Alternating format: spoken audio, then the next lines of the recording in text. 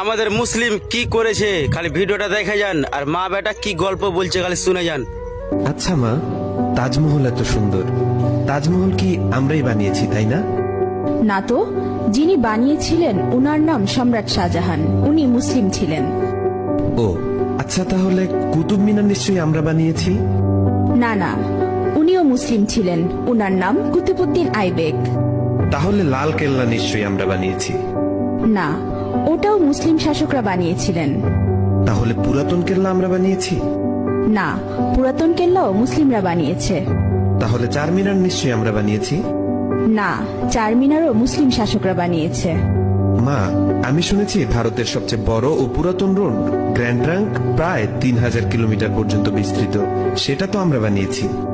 না না, grand trunk road আমরা বানাইনি। গ্র্যান্ড ট্রাঙ্ক রোড এক মুসলিম শাসক বানিয়েছেন, উনার নাম শেরশাহ। আচ্ছা, তাহলে হাজারদুয়ারি প্যাসেজ নিশ্চয়ই আমরা বানিয়েছি?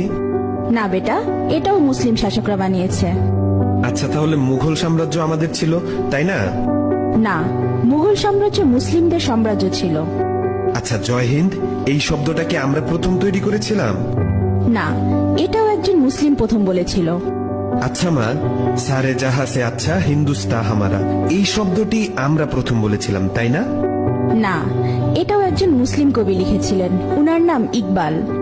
তাহলে প্রথম স্যাটেলাইট লঞ্চ নিশ্চয়ই আমরাই করেছিলাম? জি না, ভারত অনেকবার স্যাটেলাইট লঞ্চ করেছিল, কিন্তু প্রতিবারই ফেল হয়েছে। এরপর এপিজে আবুল কালাম আজাদ প্রথমবার সাকসেসফুল ভাবে স্যাটেলাইট লঞ্চ করেছিলেন। উনি না থাকলে আজ ভারত স্যাটেলাইট লঞ্চ করতে পারত না। তাহলে পারমাণবিক অস্ত্র নিশ্চয়ই আমরা বানিয়েছি? না না, পারমাণবিক অস্ত্র একজন মুসলিম আবিষ্কার করেছে, উনার নাম এপিজে আবুল কালাম আজাদ। তাহলে মুসলিমরা না থাকলে আমাদের কি হতো মা?